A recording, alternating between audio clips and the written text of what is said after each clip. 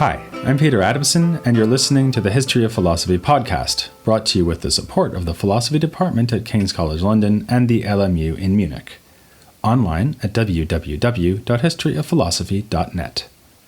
Today's episode, Back to the Future, Foreknowledge and Predestination. Suppose you and I are arguing about the outcome of an upcoming election. I think that candidate A will prevail over candidate B, and I have good reasons for my view. All the polls suggest that candidate A has an insurmountable lead and candidate B is manifestly unfit for office. You, however, insist that candidate B may just bring a surprise victory. When the vote is held, candidate B does indeed win the election. In addition to my dismay at the outcome, I must shoulder the additional burden of admitting that you were right and I was wrong. Or perhaps not. I might say to you, look, when you predicted the outcome of the election, the result was still open. The voters still had the capacity to choose between both candidates. So it cannot already have been true then that candidate B would win. That only became true once the election was actually held. So in fact, when you and I were having our argument, neither of us was right because there was as yet no truth of the matter. Now please excuse me while I look into the rules for acquiring Canadian citizenship. Since you are a faithful listener of this podcast, my argument will probably remind you of a passage in Aristotle. I covered it a mere 241 episodes ago, so you probably remember it quite well. But just in case, here's a recap. In the 9th chapter of his logical work on interpretation, Aristotle presents an argument for determinism, using the example of a sea battle. The argument goes that if it is now true that there will be a sea battle tomorrow, then the sea battle's occurrence is already guaranteed. So there's no point deliberating about whether to fight the battle. The present truth shows that it is already settled that it will happen. Worse still, the same pattern of argument can be used for any future event. Since there are present truths about all the things that will happen in the future, all things will happen necessarily. Of course, this conclusion will be unproblematic for certain cases. No one will mind it being true now, and thus unavoidable, that 1 + 1 will still equal 2 tomorrow, and Aristotle at least would have no objection to saying that the sun will necessarily rise tomorrow. The argument is disturbing only when it comes to what philosophers call future contingents, that is, future events that seem as though they may or may not happen, like the outcome of an election or the waging of a sea battle. As Aristotle points out, these future contingents are exactly the things we ponder and deliberate about, as if more than one option were still open. It is not entirely clear how Aristotle intended to avoid the problem, but in the 14th century, it was generally accepted that his solution was simply to deny that there are present truths about future contingents. We find this in Ockham's commentary on Aristotle's On Interpretation, for instance. This is the response I just proposed taking in the example of the election. Before an election is held, there is no truth one way or another about its outcome, since that outcome remains open. But the medievals could not easily take this simple way out. If there are no present truths about future contingents, then it would seem that God cannot know the future, and admitting this would mean denying his omniscience. Actually, the Parisian scholastic Peter Auriol did stick to what he took to be Aristotle's solution here, arguing that God's knowing in advance what we will do would render our actions necessary. But he was the exception. Most philosophers of the period felt the need to explain how God can know what will happen without rendering future events necessary. A traditional solution was to follow the late ancient thinker Boethius. He proposed that the way in which God knows things might be different from the way those things are in themselves. Thus, God could eternally know things that happen in time, and necessarily know things that are contingent. Thomas Aquinas adopted a version of this response to the problem, explaining that the contingency of things has to do with the contingency of their immediate causes, not any uncertainty or contingency in God's ultimate causation or in his knowledge. Thus, the voters, in their limited wisdom, would contingently determine that candidate B wins the election, whereas God, in his infinite wisdom, would have eternal and necessary knowledge of this outcome. But in the early 14th century, this view came under fire. It was rejected by Duns Scotus, for example, and also by William of Ockham's teacher Henry of Harclay, who insisted that God's perfect knowledge must involve knowing things as they are. We may use immaterial psychological powers to grasp a stone, yet we grasp the stone as material. In the same way, God can be said to know all things necessarily, but know the contingent things as contingent. It was open for thinkers in this generation to abandon the Boethian solution because of the new advances made by Scotus in thinking about possibility. Remember that for him, a freely choosing agent, whether human or divine, can choose to do a certain thing, while in that same moment retaining the possibility of choosing differently. Even as I stand in the ballot box putting down my vote for A, there is an unrealized, yet still real, possibility that I vote for B. When we looked at Scotus's theory of possibility, we thought about it in this context of divine and human freedom, but it's obviously relevant to the problem of future contingents too.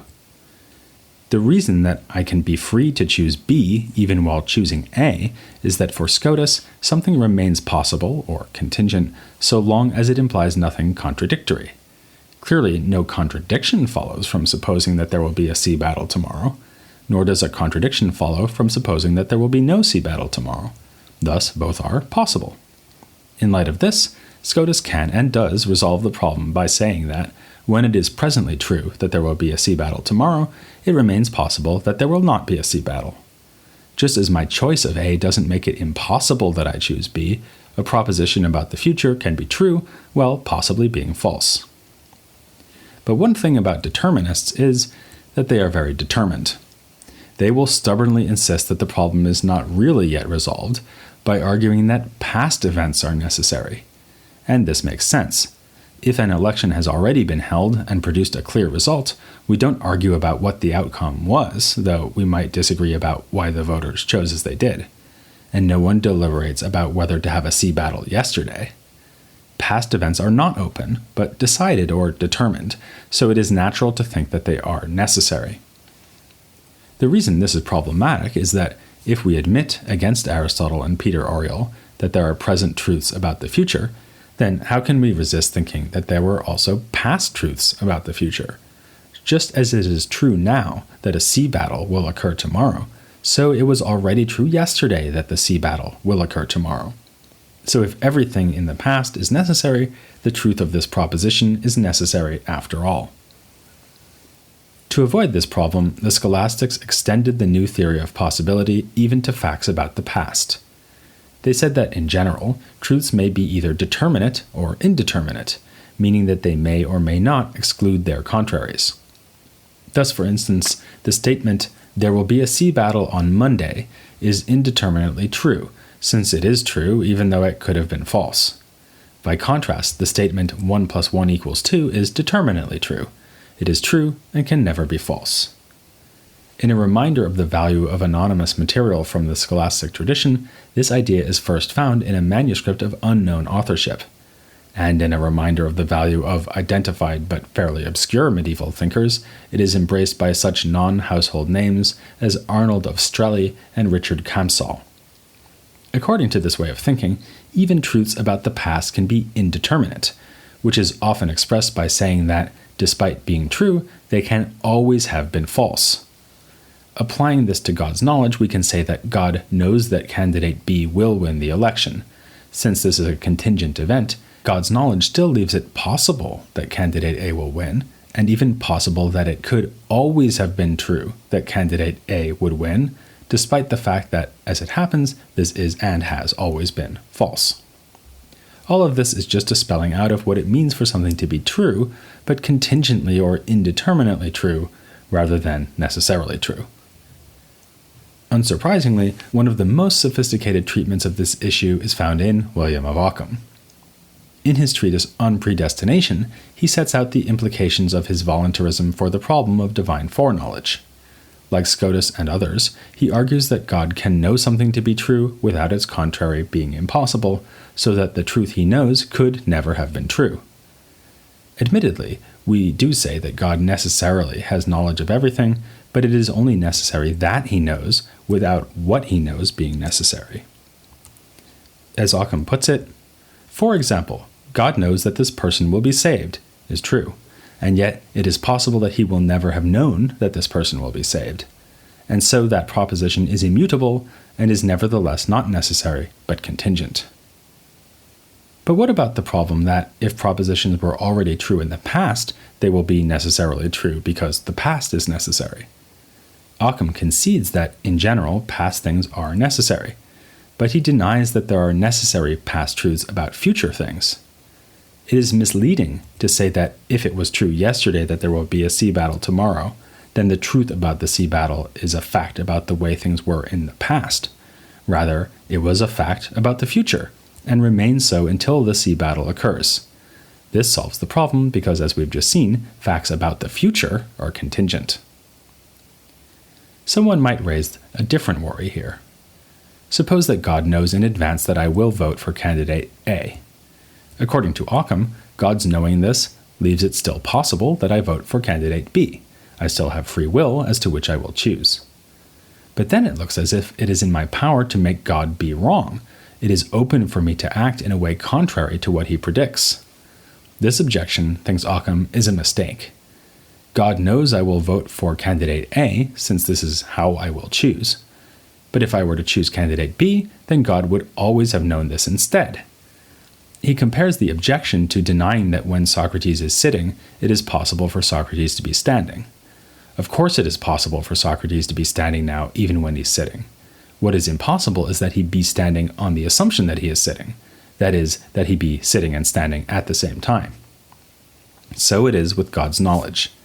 It's possible that he knows I will choose A, and possible that he knows I will choose B, because either option is possible for me.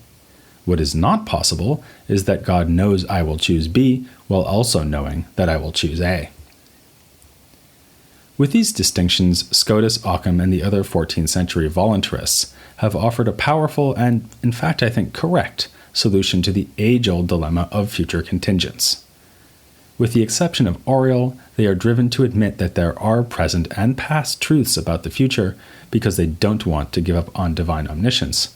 But this is the right move for purely philosophical reasons, since once we have a grip on contingency, as Scotus understands it, such truths can be acknowledged without any deterministic consequences. Indeed, the whole issue gives us a nice example of the fact that theological considerations could prompt genuine philosophical advances that should be welcomed even by staunch atheists. Unfortunately, there was another theological problem lurking here, one that would not be so easy to solve. This is a problem we saw much earlier in medieval history, back in the 9th century, with Eriugena and his opponents in the Predestination debate. If we need God's grace to be saved, then are we still free? Like God's knowledge, this problem had never gone away, and it erupted with new force in the first half of the 14th century. In fact, the problem could now be posed with unprecedented clarity. According to Scotus and other voluntarists, a free agent is one who can choose between genuinely possible alternatives. But in the case of a human action, there are two free agents involved, not just one: God and the human who performs the action. So long as someone freely chooses what will happen, contingency is safeguarded, but it is not much comfort to be told that my action is contingent if it was chosen by God instead of by me. It was felt that Scotus may have fallen into this trap, since he speaks as if it is God's will alone that selects from all possible things which ones will happen and which will not. The way out of the difficulty may seem obvious. Why not just say that it is up to us to choose what to do, for instance, whether to commit a sin or not, with God knowing what we will do, but not choosing or willing it? After all, we would hope that God always wills for all of us to be perfectly good, but all too often the attractions of sin prove too powerful. Just ask candidate B. Unfortunately, Christian dogma made this solution at least problematic and possibly heretical. In one of the more decisive moments in the history of Christian belief, St. Augustine had prevailed against the followers of Pelagius, who held that it is in the power of humans to be good and thus merit salvation. No, Augustine replied, God's grace is needed if we are to be saved. Following Augustine, most medievals felt constrained to admit that God somehow predestines both the elect and the damned, freely choosing to offer grace to the former and not to the latter. If that is the whole story, then it looks like all the good philosophical work done by our voluntarists in solving the problem of future contingents has done nothing to safeguard human freedom. God does not just know what we will do, he also forces us to do it or even chooses for us. Not only would this deprive us of freedom, it would make God responsible for sin. To avoid this disappointing result, several voluntarists argued that God helps those who help themselves. A good example is the Dominican thinker Durandus of Saint Poisson. He considers that, even though a human cannot merit salvation all on her own, she can at least try to be good. When she sincerely wills goodness, this natural and free act of willing prepares the way for God's grace, which is then infused as the theological virtue of charity. God's freedom to predestine the elect is not compromised, since he is entirely free in bestowing grace upon those who will be saved. Durandus compares this to the way a king might voluntarily gift a horse to one of his knights to reward the knight for good service. Ockham takes a broadly similar approach, making the merit that yields salvation a kind of joint product of divine and human action. While God's involvement is absolutely needed, the starting point lies with the human agent's initial choice to will goodness. Durandus, Ockham, and other scholastics who adopted this theory of cooperative grace believed they had avoided the Pelagian heresy by stressing God's freedom to bestow grace. God owes us nothing, and it is up to him whether or not to come to our assistance, even once we show that we deserve it. But not everyone was impressed. A thunderous condemnation of their position was presented by Thomas Bradwardine, a remarkable thinker who studied at Oxford and, shortly before dying of the Black Death in 1349, became Archbishop of Canterbury. For Bradwardine, the theory of grace found in Durandus, Ockham, and others was nothing but rank Pelagianism, since it took the initiative for salvation out of God's hands. Instead, we must admit that nothing can happen in the created world without God's willing it. He is the co-mover of every motion. And this must apply even to determinations of the human will. So, when someone first wills to try to be good, this too requires God's freely offered assistance and involvement. With Bradwardine, we have a good example of voluntarism that roots all contingency in God's untrammeled freedom. Of course, this view is not without its problems. While it is evident that Bradwardine is no Pelagian, it isn't so clear how he can account for our moral responsibility. After all, if God is responsible or co-responsible for everything I do, then isn't God to be blamed for my sins just as he is to be credited with bestowing merit and grace? Here, Bradwardine takes recourse to the quite literally ancient expedient of saying that evil is nothing but a privation of good, a theory first articulated by the late ancient Platonist Plotinus and then embraced by Augustine. Since sin is a privation or deficiency of goodness, it is not something God actually has to create, and its presence in our world is ultimately due to human frailty. Sadly, this is not very persuasive. Bradwardine wants to have things both ways. He argues that God is intimately implicated in everything we do, speaking of God's agency as being co-effective, simultaneous, and mixed with human agency, yet he still wants to ascribe sin to human will and not divine will. As God knew already in the mid-14th century, the debate between Bradwardine and his so-called Pelagian opponents was not the end of the story. Bradwardine is a striking anticipation of what we will find in the Protestant Reformation, to the point that we even find him saying that God eternally predestines a specific number of elect who will receive salvation.